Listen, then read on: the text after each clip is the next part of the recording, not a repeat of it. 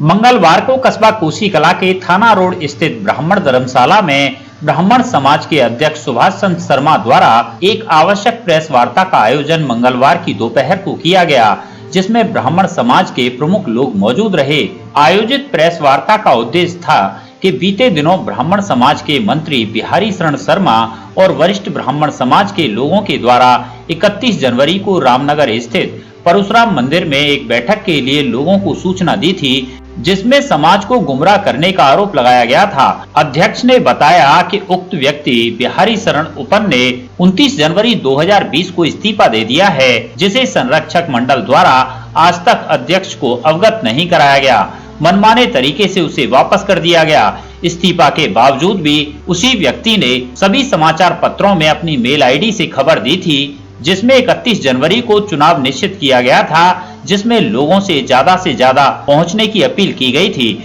जिसके चलते आयोजित प्रेस वार्ता के माध्यम से ब्राह्मण समाज के अध्यक्ष ने बैठक का खंडन करते हुए बताया कि उस बैठक को लेकर उसने कोई वार्ता नहीं की, न ही कोई सूचना दी। आम जनमानस और ब्राह्मण समाज के लोगों को गुमराह करने के लिए बैठक करने की सूचना बेवजह डालने का भी आरोप ब्राह्मण समाज के अध्यक्ष ने सूचना कार्यकर्ताओं पर लगाया है। इस संबंध में आम लोगों को बैठक में न पहुंचने की अपील की वार्ता में अशोक पंडित, ब्राह्मण सभा के पूर्व अध्यक्ष वेद प्रकाश शर्मा, जगदीश पंडित, सचिन भारद्वाज, विष्णु पंडित, राजेंद्र शर्मा, मोहन दीक्षित, विवेक उपाध्याय, अनिरुद्ध पालीवाल आदि ने 31 जनवरी को होने वाली मीटिंग को फर्जी ठहराया। वार्ता में चर्चा करते हुए ब्राह्मण समाज के अध्यक्ष सुभाष चंद्र शर्मा ने जानकारी दी।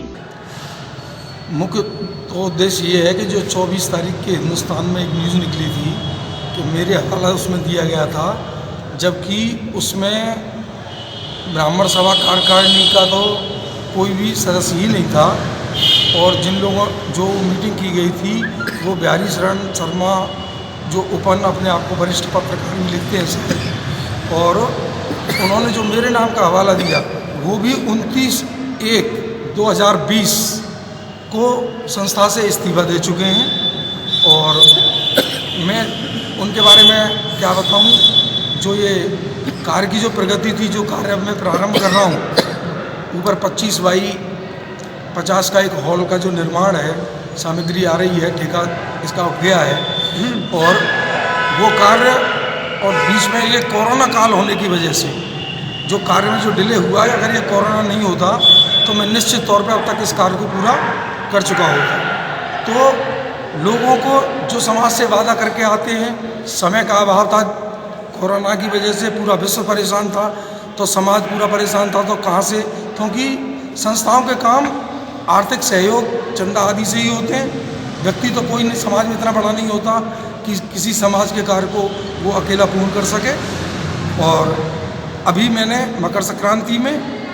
मेरा उद्घाटन का प्रोग्राम था, बड़ा प्रोग्राम करने का था, लेकिन एक सेल वाले आ गए जिसकी प्रतिदिन की जो किराया था धर्मशाला का 3000 रुपये महीने का पर डे का था। तो मैंने संस्था के लाभ को देखते हुए मैंने चलो एक हफ्ते बाद जो है कि कार्य शुरू कर दिया जाएगा। अब उसके बीच में कुछ जो समाज की विकास के विरोधी हैं, जो समाज का विकास नहीं चाहते, जिनकी वजह से अब तक ये समाज बहुत ऊपर होना चाहिए था। ये संस्था पंडित मदन मोहन मालवीय जी ने जिस टाइम अखिल भारतीय ब्राह्मण महासभा की स्थापना की थी, उसी टाइम हमारी फैमिली से हमारे ग्रैंडफादर और उनके जो हम उम्र लोग थे, जो मेरे मोहल्ले के थे, मैं आपको नाम भी गिनवा दूँ, पंडित रामस्वरूप जी पटवारी और पंडित प्यारेलाल जी शर्मा, पंडित हरवंश लाल जी शर्मा और पंडित कमल प्रसाद भौरे जी। तो ये वो बुजुर्ग थे, हम लोगों ने भी उंगली पकड़ना उनसे सीखा। लेकिन आज जो संस्था की स्थिति है, मैं आपको विकास कार्य में देरी हुई है लेकिन अंधेर नहीं हो सकता। अभी ये निर्माण कार्य पूरा किया जाएगा और शीघ्र ही निर्माण कार्य पूर्ण होते ही हम चुनाव की घोषणा कर देंगे। इसको बिल्कुल समाज बेफिक्र रहा है, और जिस प्रकार से ये लोग समाज को गुमराह कर रहे हैं, मैं उस दिन शहर में भी नहीं था,